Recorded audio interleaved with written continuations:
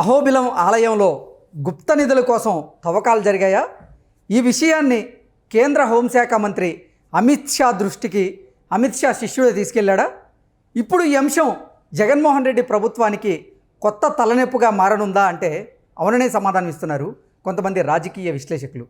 ఇక ఇదే అంశానికి సంబంధించి మనతో మాట్లాడేందుకు ప్రముఖ రాజకీయ విశ్లేషకులు కృష్ణకుమారి గారు మనతో ఉన్నారు. మేడంతో మాట్లాడదాం. మేడం నమస్తే. నమస్తే మేడం, అహోబిలం ఆలయంలో గుప్త నిధుల కోసం త్రవ్వకాలు జరిగాయని ఈ విషయాన్ని అమిత్ షా దృష్టికి ఆయన శిష్యుడిగా చెప్పబడేటువంటి రామచంద్ర యాదవ్ తీసుకువెళ్ళాడని, ఇప్పుడు ఇది జగన్మోహన్ రెడ్డి ప్రభుత్వానికి మరో కొత్త తలనొప్పిగా మారనుంది అంటూ కూడా ఒక వార్త సోషల్ మీడియాని షేక్ చేస్తూ ఉంది. ఏంటి మేడం ఈ వార్తలో వాస్తవం? అసలు జగన్మోహన్ రెడ్డి ప్రభుత్వానికి తలనొప్పి తీసుకురాని వార్త ఏదో చెప్పండి.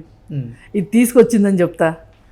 అన్ని వార్తలు అతనికి తలనొప్పిని తీసుకొచ్చేలానే ఉన్నాయి. ఎందుకంటే ఏదో ఒక సామెత ఉంది, పాపం పండెను నేడే అని ఒక సామెత ఉంది. అట్లా అసలు తిరుమల తిరుపతి దేవస్థానం గురించి అక్కడ మాట్లాడుకుంటున్న వాళ్ళ మాటలు వింటుంటే, ఇప్పుడు చాలామంది ఎవరైనా వెళ్తూ ఉంటారు కదా తిరుపతికి, ఆ వెళ్ళిన వాళ్ళు చెప్తూ ఉంటారు అసలు అక్కడ అలా చెప్పుకుంటున్నారు ఇలా చెప్పుకుంటున్నారు అని.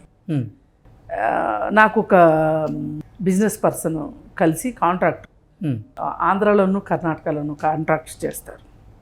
ఆయన చెప్తున్నాడు, నేను డిసైడ్ అయ్యాను మేడం, జగన్ ప్రభుత్వం కూలిపోయేది, ప్రభుత్వం మారితేనే నేను తిరుపతికి వెళ్తానని. అసలు జగన్ ప్రభుత్వం అధీనంలో తిరుపతి ఉండగా నేను తిరుపతికి వెళ్ళను అని. అంటే అంతలాగా ఎందుకు అయ్యింది అంటే, ఇంతకుముందు తిరుపతి వెళ్ళిన వాళ్ళు అంటే రిపీటెడ్గా ప్రతి సంవత్సరం వెళ్ళేవాళ్ళు కొంతమంది ఉంటారు, 3-4 ఏళ్ళకి ఒకసారి వెళ్ళేవాళ్ళు ఉంటారు.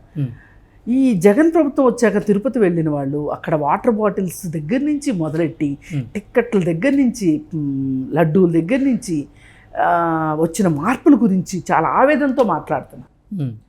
అంటే ఏంటి కారణము అంటే, అక్కడ గుడి మీద శ్రద్ధ కంటే గుడిలో వచ్చే ఆదాయం మీద శ్రద్ధ ఎక్కువైపోయింది.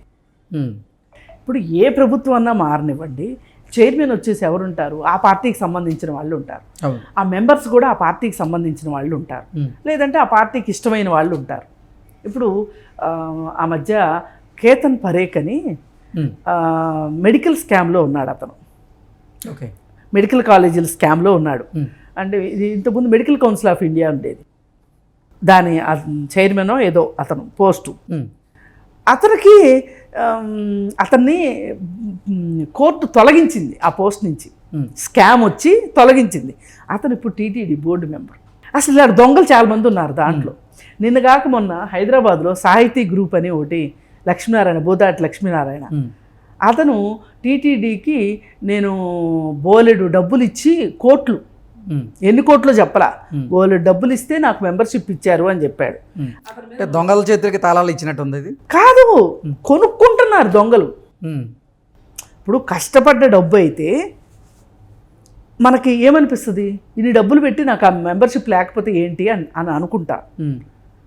కానీ ఎలా అంటే అలా వచ్చిన డబ్బులతోటి దీన్ని కొనుక్కుంటున్నారు, ఆ మెంబర్షిప్ను కొనుక్కుంటున్నారు. పైగా దాన్ని ఒక పెద్ద జింబో లిస్ట్ చేసేసాడు జగన్మోహన్ రెడ్డి. అంటే ఎంతమందికి అమ్మితే అన్ని డబ్బులు వస్తాయి కదా, అందుకని చెప్పి మెంబర్స్ని కూడా పెంచితే మనకు వచ్చిన బాధ ఏంటి అంటే, ఇప్పుడు వాళ్ళకేమీ రాయితీలు అవి లేకపోతే కేవలం గుర్తింపు మాత్రమే ఉంటే మనకు బాధ లేదు. వాళ్ళకి సపర్యలు, వాళ్ళ ప్రోటోకాల్స్ అవన్నీ ఎంత నష్టం.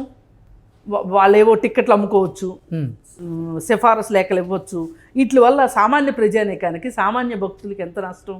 ఇది పైగా వాళ్ళు సొసైటీలో మేము టీటీడీ మెంబర్స్మే అని చెప్పుకుని ఆ లేబుల్ తోటి వీళ్ళు ఇంకొంచెం మోసాలు చేయడానికి ఆ లేబుల్ని వాడుతున్నారు. అది మన అభ్యంతరం.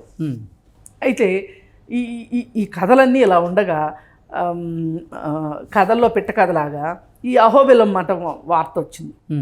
ఈ రమణ దీక్షితులు పోయినసారి మీకు గుర్తుండే ఉంటుంది, పింక్ డైమండ్ గురించి ఒక పెద్ద విషయం చేసి ఒక రకంగా చంద్రబాబు నాయుడు ప్రభుత్వం మీద ఒక మరక అంటించిన పరిస్థితి రమణ దీక్షితుల దగ్గర చూసాం.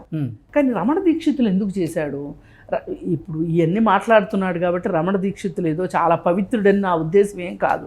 రమణ దీక్షితులు ఏంటి అంటే ఆయన ఒక దళారి. ఓకే. ఆయన ఒక ఏమంటారు, ఎవరు బలవంతులైతే వాళ్ళ పాట పాడి తన పబ్బం గడుపుకునే మనిషి. ఇప్పుడు ఇంతకుముందు డాలర్ శేషాద్రి అని ఉండేవాడు. అవును. ఈ రమణ దీక్షితులకి ఏం పిచ్చి బియ్యం పెట్టారో వీళ్ళు చంద్రబాబు గురించి ఆ మాట అనేలాగా చేశారు. అయితే వచ్చిన తర్వాత అధికారంలోకి వచ్చాక రమణ దీక్షితులకు మొండి చేయి చూపించారు. అందుకని అప్పటి నుంచి రమణ దీక్షితులు ఒక 2 సంవత్సరాల నుంచి దగ్గర గవర్నమెంట్కి వ్యతిరేకంగా మాట్లాడుతూ దానిలో భాగంగానే ఇప్పుడు ఈ అహోబిల మఠం గురించి కూడా కామెంట్ చేశాడు. చేస్తే ఇది ఎవరికి వెళ్ళింది, ఇందాక మీరు చెప్పిన రామచంద్ర యాదవ్కి తెలిసింది. ఏంటి అంటే అహోబిల మఠంలో చాలా గుప్త నిధులు ఉన్నాయి.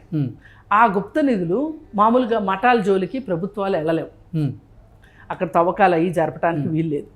కానీ వీళ్ళకున్న అధికారాలను ఉపయోగించి ఆ మఠం లోపల డబ్బులు ఉన్నాయి, ఆ నిధుల్ని కొల్లగొట్టాలి అనే ఒక ప్లాన్ వేసి దానికోసం అని చెప్పి మొత్తం ప్లాన్ సిద్ధం చేసుకున్నారు అని చెప్పి రమణ దీక్షితులు చెప్తున్నాడు. సరే, రమణ దీక్షితులు చెప్పాడు కాబట్టి అమిత్ షా దగ్గరికి ఈ వార్త వెళ్ళి ఈయన జస్ట్ ఏదో ఆ వార్త పోస్ట్ చేయటం లాగా కాకుండా దీని మీద చర్య తీసుకోవాలి, అసలు సిబిఐకి రెఫర్ చేయాలి ఈ కేసుని అని చెప్పి అతను అమిత్ షాకి చెప్పడం జరిగింది.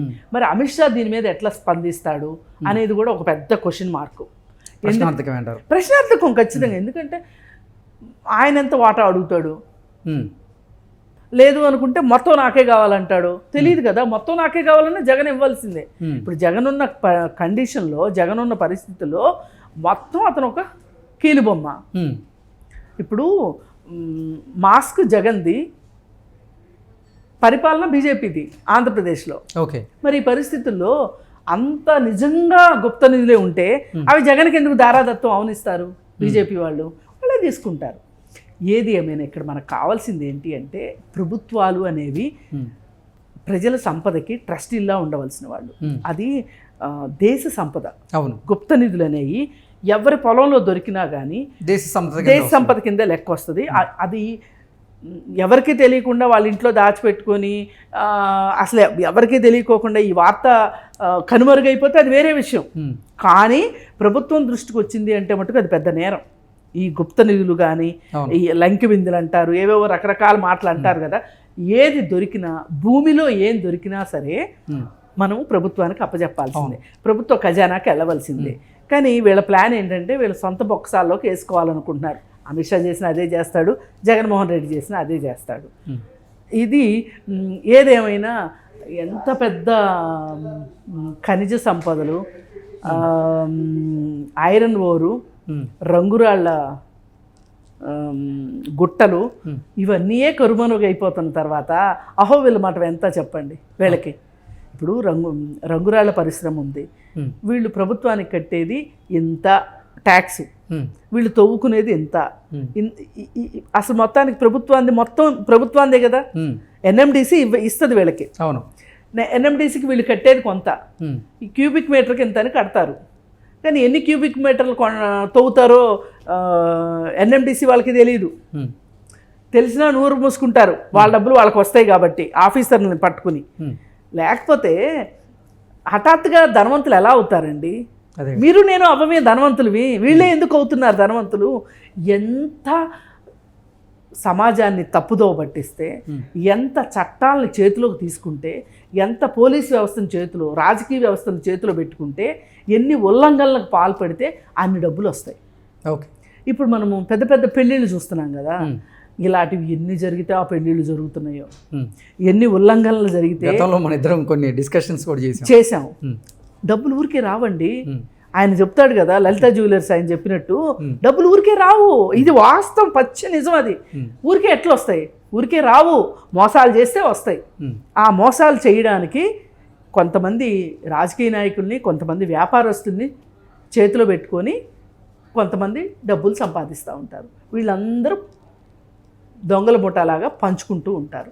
ఈ అహోబిల మఠం కూడా ఏమాత్రం అప్రమత్తమైనా సరే దానిలో ఉన్న నిజంగా ఉంటే, నిధులు నిక్షేపాలు ఉంటే గనక ప్రైవేట్ వ్యక్తుల చేతుల్లోకి వెళ్ళడానికి వీల్లేదు. అది ప్రభుత్వ ఖజానాకి చేరాలని కోరుకుంది.